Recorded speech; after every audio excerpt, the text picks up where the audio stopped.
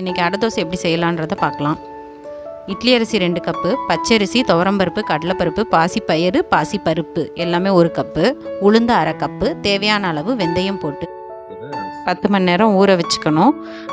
அப்புறம் ஒரு mixie jar எடுத்து காலையில் சீரகம், சோம்பு, வரமிளகாய் 3ஐயும் போட்டு நல்லா அரைச்சிக்கிட்டு ஊற வச்சதை அது கூட சேர்த்து அரைச்சி எடுத்துக்கணும்.